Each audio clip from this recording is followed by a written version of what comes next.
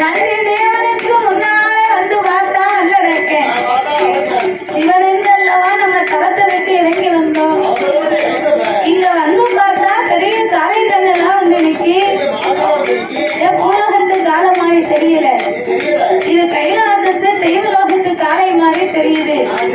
இது யாரோ எவரோ அப்படின்னு ஆண்டாள கோபங்களை கொண்டு ஆடையாடலாம் காலங்கள்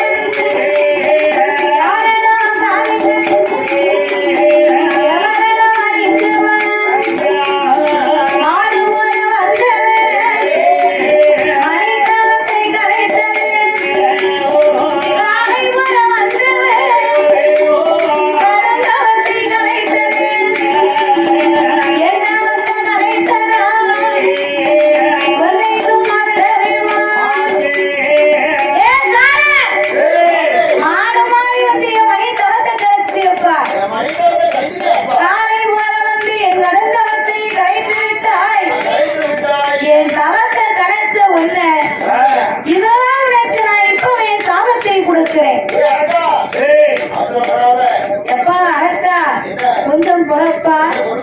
நான் தான் வானலோகத்தேவன், இறைவனுக்கு ஏவல் பிள்ளை, என் பெயருதான் நந்தி தேவன். இவன் தான் உன்னை அழைத்து வரும்படியாக என்னை அனுப்பி வைத்தான். மகனே, நீ கோபப்பட்டு எனக்கு சாபத்தை கொடுக்காத. நீ சாபம் வைத்தா அது எனக்கு பலிக்கும் அப்பா அப்படின்னா உடனே 12 வருடமா தவம் இருந்தா பத்தியா, அதனால சாபம் வைத்தா எனக்கு பலிக்கும். உன்னை அழைத்து வரும்படியாக இறைவன் தான் என்னை அழைத்து வைத்தார். ஐயா, உங்க கூட நான் எப்படி வர முடியும்? உங்களுக்கு பறக்கும் சக்தி இருக்கு. நான் மாநில பிறந்தது, எனக்கு என்ன இருக்கு? அதுக்கெல்லாம் நீங்க கவலைப்படாதடா. இந்த பச்சை குளிகைய வாயில போட்டு 2 கடவாயிலையும் ஒதுக்கிக்க. ஒதுக்கிய 3 நாளிகையில உனக்கு 2 புறமும் ரெட்டை வந்து முளைக்கும். முன்னால வால் முளைச்சிரும், வீட்டில இல்லைன்னா ரெட்டு முளைச்சிரும்.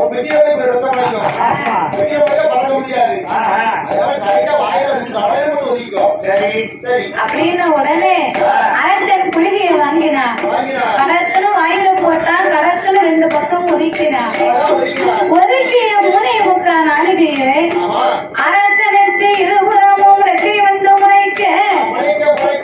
பாவி, எங்க வந்து முளைச்சது சும்மா இருக்கானா? அங்க பறக்கான், இங்க பறக்கான், மேல பறக்கான், கீழே பறக்கான். பாவி பறப்பா, நிக்க மாட்டுக்கா, நில கொண்டு இருக்க மாட்டுக்கான்.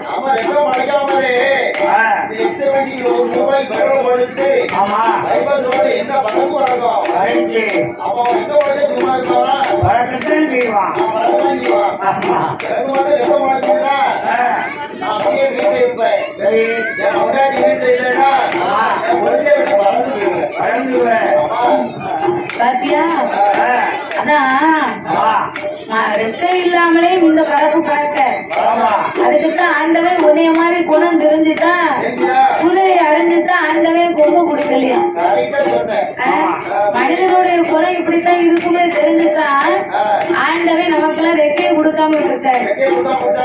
ரெட்டை இல்லாமலே வாங்குடிட்டு இருப்போமா, இறங்கிட்டு இருப்போமா அப்படின்னு வாங்க. ரெட்டையை கொடுத்து அடுத்த வீட்டுக்காரர் இருக்க முடியுமா?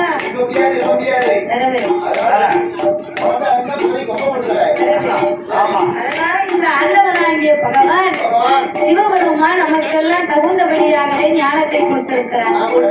அத மாதிரி இந்த அரக்கனுக்கு ரெட்டையை கொடுத்த உடனே மேலே கிளையும் பறக்காம். புதுசா ஏதாவது ஒரு பொருளை கண்டா எவ்வளவு ஆசையா இருக்கும். அத மாதிரி அவன் ரெட்டையை கண்ட உடனே அவனுக்கு கீழே காலே தரையில படமாட்டுக்கு.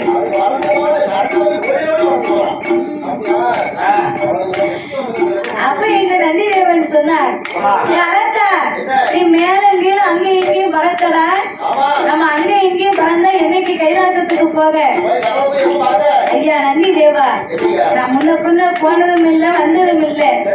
நீங்க முன்னாலே போங்க, நான் உங்க பின்னாலே வரேன் அப்படின்னு உடனே ஆர்த்தவனை சம்மதித்து ஆதி கைலைக்கு எப்படி வருகிறார்கள்? ஆதிவல்லை கைலைக்கு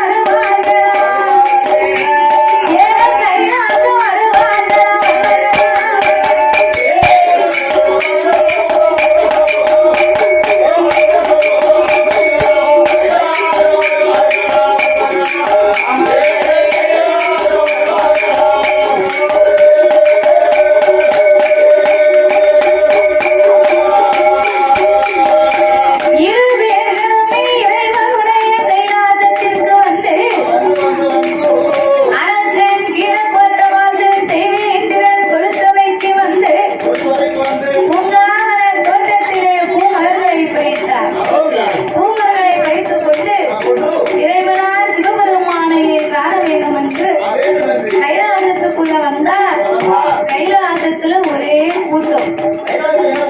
முற்பத்து முக்கோடி தேவர்களும் 48,000 கோடி ரிஷிமார்களும் சூழ்ந்திருக்க அம்மையப்பன் 2 பேர்களும் சொந்தத்தங்கா மண்டபத்திலே சோமைபுரத்தில் விளையாடி இருந்தார்கள். அப்ப இந்த கூட்டத்திலே இறைவனை காணல் என்ற உடனே நந்திதேவன் கூட்டத்தை விலக்கி சென்றார்.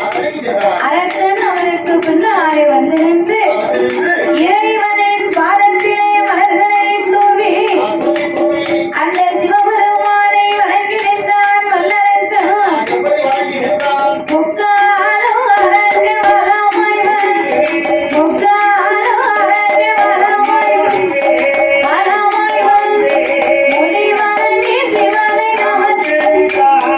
முடிவணங்கி சிவனை நமஸ்கரித்தான்.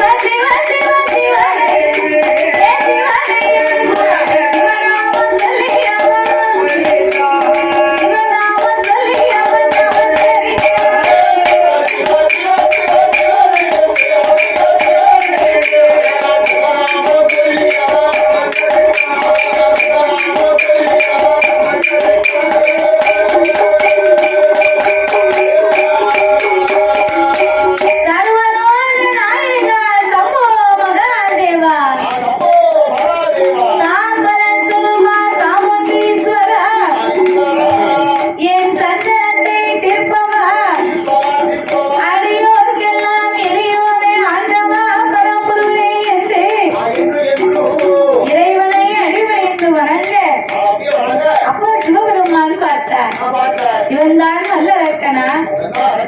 இவனாகத்தான் இருக்குமா? பேர்பட்ட அரக்கனுக்கு என்ன வரம் வேணுமோ கேளப்பா, நான் இப்பமே உனக்கு தாரேன்.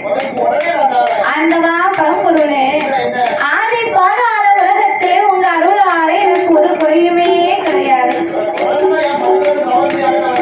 எல்லாமே இருக்குன்னா பிறகு ஏண்டா தவம் இருந்த?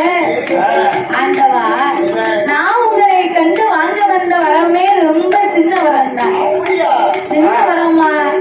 சின்ன வரம்னா உனக்கு என்ன வரம் வேணுமோ கேளு.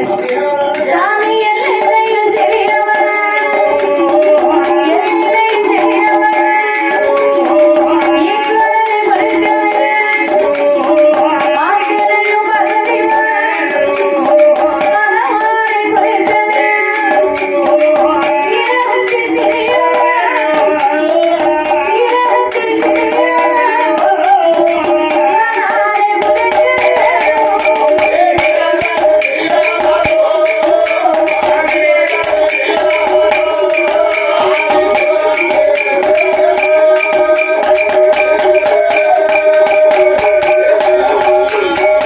அப்போ வல்லரக்கு சொன்ன போது வல்ல சிவன் ஏறி சொல்ல, என் மகனே வல்லரே, என்ன வரம் கேட்டான்? என்னிடத்தில் கேட்டான். கேட்ட வரங்களை திருவள்ளுவரை உணர்த்திட்டான். ராஜா, என்ன வரம் வேணாலும் என்கிட்ட கேட்டு உனக்கு தாரேன். ஆனா காதை கட்டி முளையை கட்டி மட்டும் என்கிட்ட சொல்லாத. ஆமா, எதுவா இருந்தாலும் நேரடியா சொல்லு. ஆண்டவா, நான் உங்ககிட்ட வாங்க வந்த வரமே ரொம்ப சின்ன வரம் தான். என்னப்பா வரும்? எல்லையிலையும் சிறிய வரம், கடைகளையும் சிறிய வரம்னா, ஆமா, நான் வந்த நேரத்தில் இருந்து வறந்தாரே வறந்தார் என்று உங்க வாயினாலே சொல்லிக் கொண்டு இருக்கிறீர்கள். கொண்டே இருக்கிறேன். ஆனா வரத்தை தாரேன் தாரேன் நன்றே. இந்த வரம்னு சொல்லல. சொல்லல. அதனால ஆமா, வரத்தினுடைய உண்மையை நான் உங்ககிட்ட சொல்லணுமானா, இல்லப்பா, நீங்க எனக்கு ஒரு சத்தியம் பண்ணி தாரம் வார்த்தை கொடுக்கணும். உனக்கு என்னப்பா சக்தி செய்து கொடுக்கணும்? பாரதா தேவியின் மீது உங்க பொண்டாட்டி. ஆமா யாரும் கேட்கல பச்ச தண்ணி கையில் வாங்கி பகவான் எனக்கு காரம் மாத்து கொடுத்தா என்ன வரம்னு உங்ககிட்ட இப்பவுமே நான் உண்மையை சொல்லுதேன் உடனே சொல்லுவேன் அப்படின்னு உடனே அப்ப சிவன் பார்த்தார்.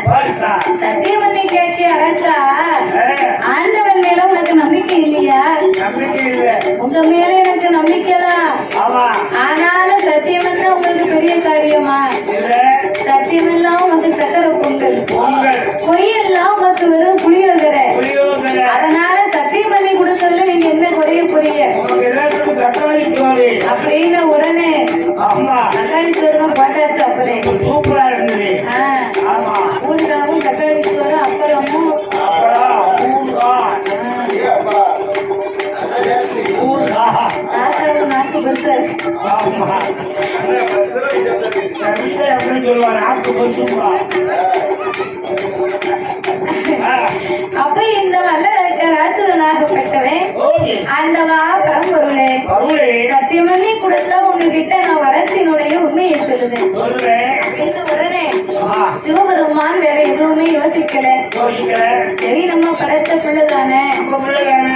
என்ன அப்படி பெரிய ஒரு உலகத்துல இல்லாத வரத்தை கேட்க போறான் அதை கேட்குவான். அப்படின்னு பரமாகவே நினைத்து ஆமா அரசனுக்கு ஆண்டவன் சத்தியமல்லி கொடுத்தார். எப்படி கொடுத்தார்? என்னதனை வல்லரசு, என்னதனை வல்லரசு, எத்தானை உண்டாய், உமையவன் தந்தாய், ஆரறிவில் சத்தியம், பகவான் வரம் உனக்குத்தான், வேறவன்மை சத்தியமா, திரும்ப வரம் உனக்குத்தான், சரவதிவில் சத்தியம், கண்டிப்பவரம் உண்டாய், வேறவன்மை சத்தியம், திரும்ப வரம் உனக்குத்தான், பச்சத்தை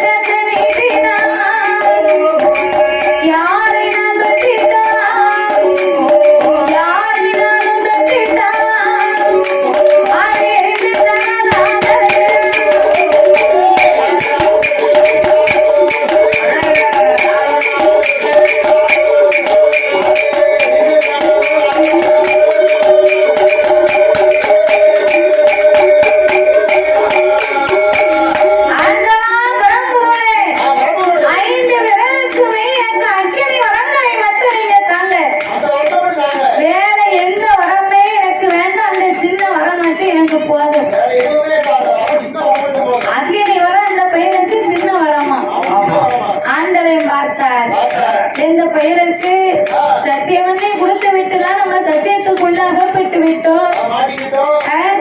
இவன் நல்லவனா இருந்தா நல்ல புத்தியை சொல்லி இவனுக்கு வேற வரத்தை கொடுக்கலாம். இவன் கெட்டவனுக்கு நம்ம எதை சொன்னாலும் இவனுக்கு வண்டையில ஏறாது. அதனால இந்த அரக்கனை கூப்பிட்டு, அரக்கா, உலகத்துல எத்தனையோ கோடி வரம் இருக்குடா, அத்தனை வரத்திலையும் நீ ஏதாவது ஒரு வரத்தை கேளு, உனக்கு நான் தாரேன். அதை விட்டுட்டு நீ 5 வரத்துக்கு அக்கினி வரத்தை கேட்கிய, நாளைக்குள்ள என்ன நினைச்சு உன் தலையில கைய வச்சு உன் தலை வெடிச்சு நீ செத்து போவடா. நீ செத்துட்டேன்னா அந்த அவர் பேரு இந்த ஆண்டவனுக்கு தானே.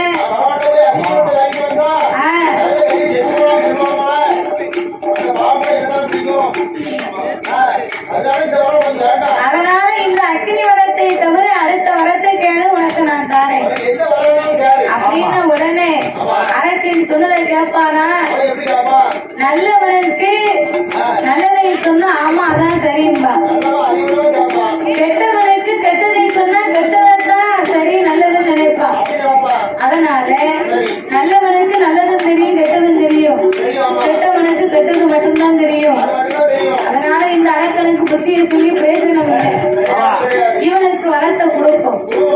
கொடுக்கிறதே கொடுக்கிறோம், இவனுக்கு சாபத்தை கொடுத்துதான் நம்ம வரம் கொடுக்கணும். ஏண்டா ஆண்டவன் எப்படி வரம் கொடுத்தார்? தந்தே தந்தே நடா வல்ல வல்ல ஆரணியை யாரும் வரம் உனக்கு தந்தே, ஆரணியை யாரும் வரம் உனக்கு தந்தே.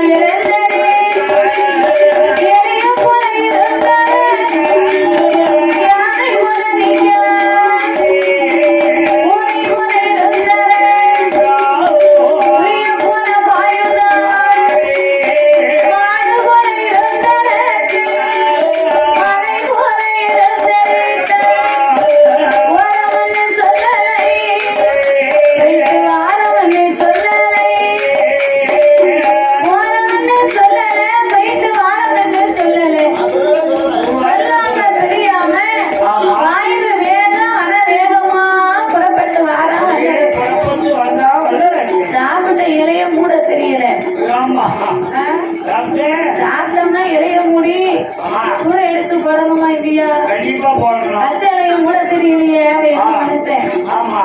ஆண்டவன் கிட்ட வரத்தை வாங்கினா சரி.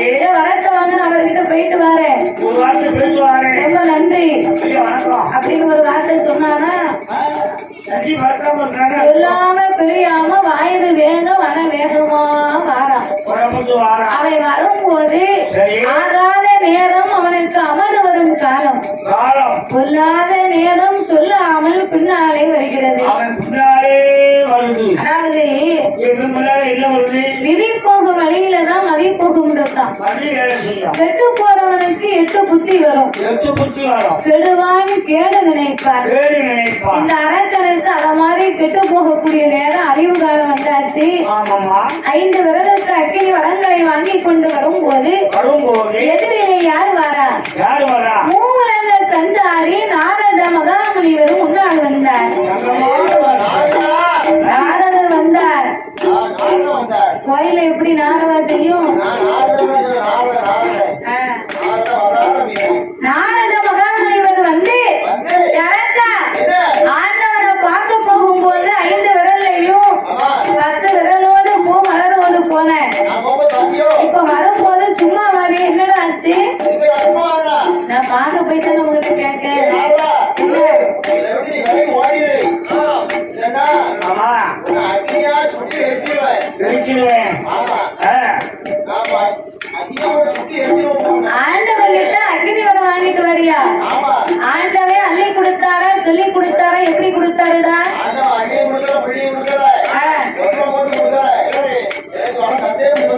ஆமா.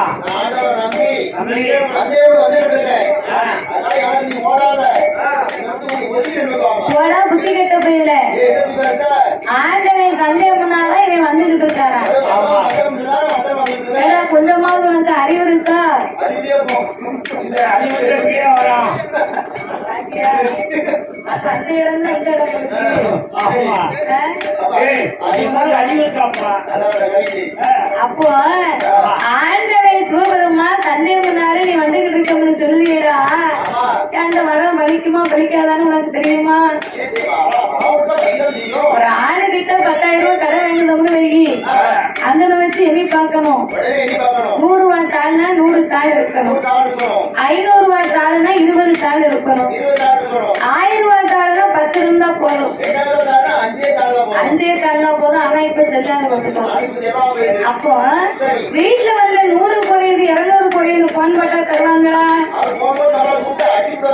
அதனால இங்க வச்சு இந்த வரம் பலிக்குமா பலிக்காதான்னு நல்லா பரிசோதனை பண்ணி பார்த்துட்டு போ. வீட்டுக்கு போயிட்டேன்னா மறுபடி கைலாசத்துக்கு திரும்பி வர மறுபடியும் 12 வருஷம் ஆகும்டா அப்படின்னு உடனே அரைக்க அப்பதான் எட்டி யோசிக்க ஆரம்பித்தான். இந்த நாரதை சொல்வது சரிதானே, இந்த வரம் பலிக்கலன்னா நம்மளால என்ன செய்ய முடியும்? கண்டவாளுக்கு பலன் வேண்டாமா? அதனால வாங்கிய வரத்தாலே யாரையாவது அவன் எரித்து பார்த்துட்டு தான் இன்னைக்கு வீட்டுக்கு போறோம். ஏன் நாரதா இப்ப வாங்க உண்மை நான் தொட்டு பார்த்தேன். கரெக்டா எவரன் சொன்னா எனக்கே வேட்டு வைக்கணும்னு நினைக்க பாத்தியா? உனக்கு போய் சொல்லும் பாரு யாரா உனக்கு வரம் கொடுத்தது யாருடா? அப்ப அவரையே பரிசோதனை பண்ணி பாரு அப்படின்னு உடனே ஆட்டு வேண்டே சம்மதித்து அந்த வல்லரக்க ராஜுவனாக பெற்றவன் பகவானை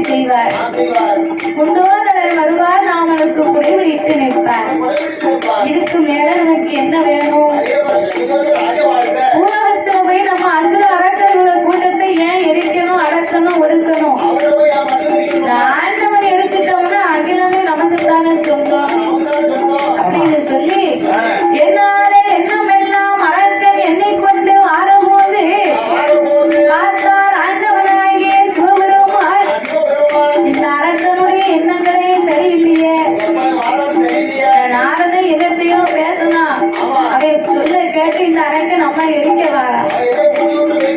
மூட்டி விட்டானா இவன் எங்க தீப்பிடிக்கும் தெரிஞ்சுலாம் இவன் மூட்டி விட்டுருக்கான்.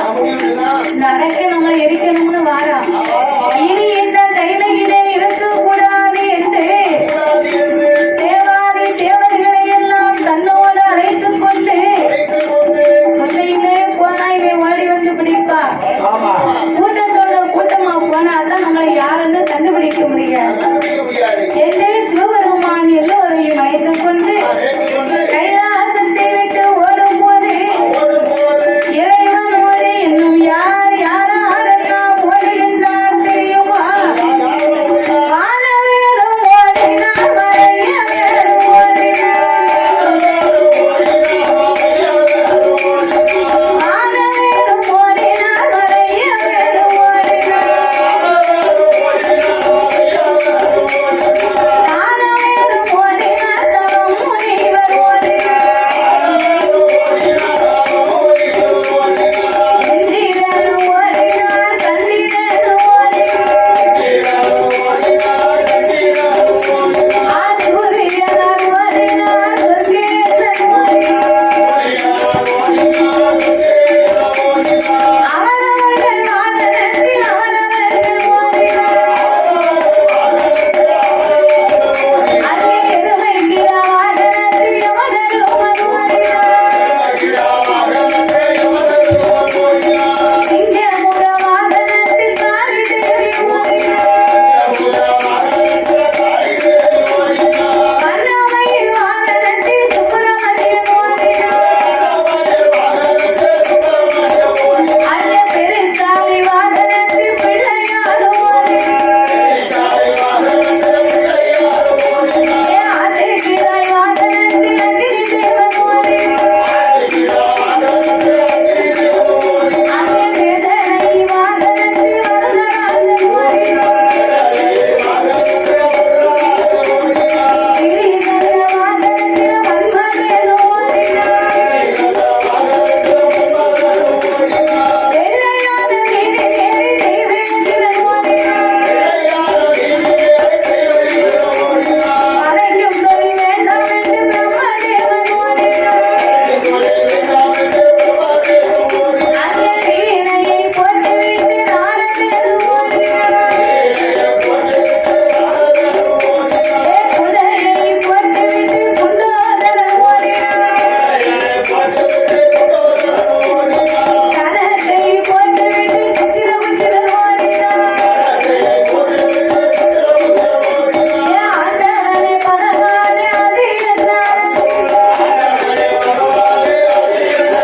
எம்மா அதை சொல்ல ஏறவில்லை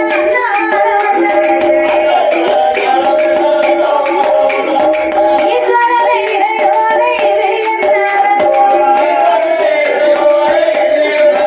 எம்மா இதை சொல்ல நேரமில்லை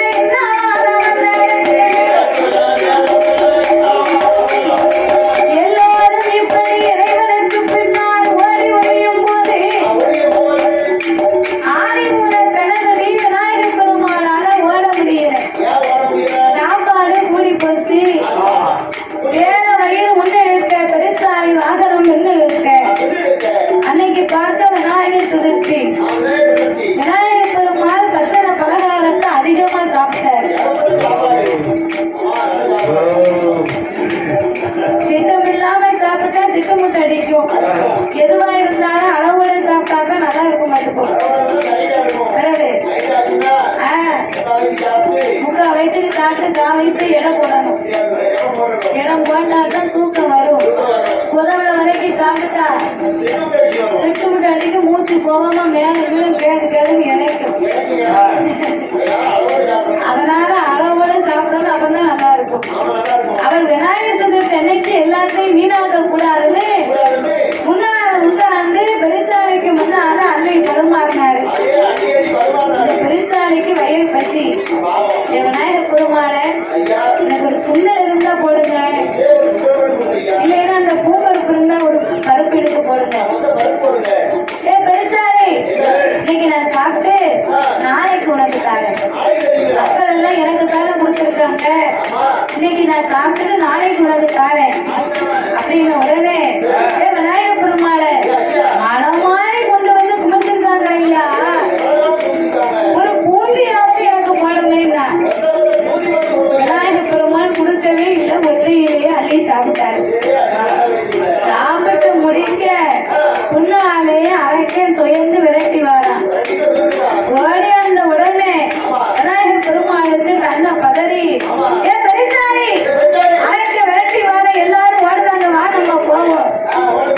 விநாயக பெருமாள ஆணைக்கு ஒரு தானம் வந்தா பூனைக்கு ஒரு தானம் வராத ஐயா. ஒரு சுண்டல் கேட்டது எனக்கு தருவிய உங்க தூக்கி செமக்கணும், செமக்கவே மாட்டேன். இன்னைக்கு உங்களை தூக்கிட்டு போக மாட்டேன். பெருசாலி வா, நாளைக்கு உனக்கு உளுந்த விளைவிக்கிட்டாரு. நான் வரமாட்டேன், உங்க தூக்கி நான் செமக்கவே மாட்டேன். சுண்டல் தர மாட்ட முடியாது, ஒரு மலை மாதிரி உட்காந்து சாப்பிட்டீங்க. கொஞ்சமாவது உங்க மனசுல ஈவு இழக்க வேண்டாம். உங்க உருவத்துக்கு என் உருவத்துக்கு தக்குமாரியா? நான் வரமாட்டேன், நீ போறவங்க. அப்ப இந்த விநாயகர் பெருமாள் நான் கேட்ட பலகாரத்தை தரல உங்க தூக்கி சுமக்க மாட்டேன். உடனே விநாயகர்